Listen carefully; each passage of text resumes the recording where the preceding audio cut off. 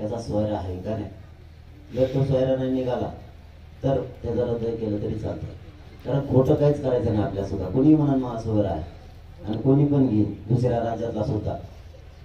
म्हणून आपणही खरंच वागायचं आणि खरं असल्यावर घेतल्याशिवाय सोडायचं नाही. मग ते किती विरोध करू कोणी आणि किती आवडा पडू, खरं असलं की घेतल्याशिवाय सोडायचं नाही. त्यामुळे सोयऱ्याचा कायदा पारित करणं, त्याच्या अधिसूचना निघणं, त्याचा अध्यादेश निघणं आपल्यासाठी खूप गरजेचं होतं. आणि तो सगळ्याच्या समक्ष त्याचं राजपत्र निघालं. राजपत्र निघणं हे क्वचित महत्त्वाचे याला तातडीचे यालाच केलं जातं. ते तुम्ही दुसऱ्याला विचारू शकता. राजपत्र हे काही कार्यात बदल करायचा असतात, काही तातडीची अंमलबजावणी करायची असली तर तो राज्यपालाच्या याने ताबडतोब करावं लागतं. त्या राज्यपालाच्या अधिकारानं ते करावं लागतं. त्याला मुख्यमंत्र्याची शिफारस द्यावं लागते तर राजपत्रित तो आदेश निघतो. हा राजपत्रित आदेश आहे आपला. त्यामुळे याचं कायद्यात रूपांतर होणार आहे. तोपर्यंत आपल्याला सावध राहायचं. कारण ही अधिसूचना काढणं सुद्धा सरकारवर बेतलेलं असतं. आता त्याची प्रक्रिया सगळी झाली. आता थोडी राहिलेली म्हणजे झालीच, ती सुरूच झाला. तर आपलं म्हणणं असं, आता सगळं झाल्याच्या नंतर आंदोलनाचा पुढं काय.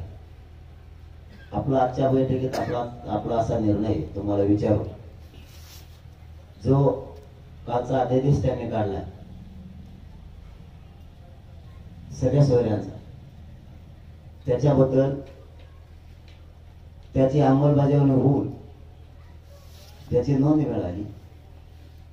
त्याच्या नोंदीच्या आधारावर नोंद नसलेल्या सोयऱ्याला एक तरी त्या कायद्याच्या अंतर्गत एक तरी पत्र मिळावं, तोपर्यंत हे आंदोलन सुरूच ठेवावं असं मला वाटतं. पुन्हा एकदा सांगतो, तुमच्या लक्षात नसलं तर कायदा पारित झालाय, त्यात काही जमत नाही.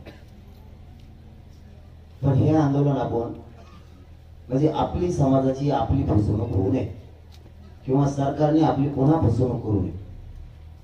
सरकार महत्वाचा नाही, आपल्याला आपला समाज महत्वाचा.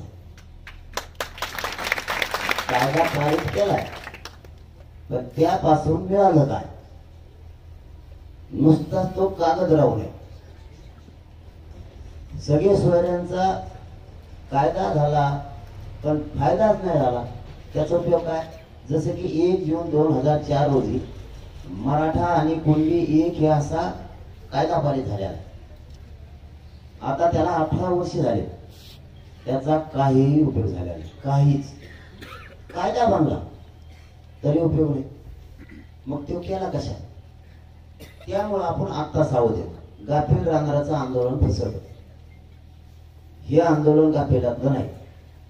पाणी का पाण्यात दूध करतं. एका गावात 2 तुकडे केल्याशिवाय हे आंदोलन थांबत नाही. असं हे आंदोलन कायदा केला समाधानी. सरकारचं आपण कौतुक सुद्धा मराठा समाजाने केले. ते तेवढं झालं. आता त्याच्यासाठी कौतुक केलं.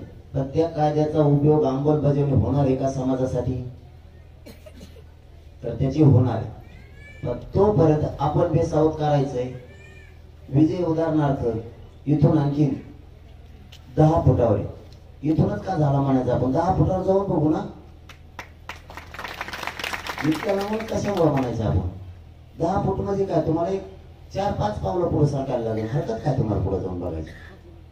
म्हणून या बैठकीचा निर्णय असा आहे की जो कायदा बनवलाय त्या कायद्यापासून ज्याची नोंद मिळाली, पुन्हा एकदा सांगायला, ज्याची नोंद मिळाली पण ज्याची नोंद मिळाली नाही त्याच्यासाठी हा कायदा आहे. ज्याची मिळाली नाही त्याच्यासाठी हा कायदा आहे. तर मग ज्याच्या रोजच्या घडामोडी पाहण्यासाठी राजकीय दर्शन न्यूज चॅनल सबस्क्राईब करा आणि बेल आयकॉन दाबायला मुळीच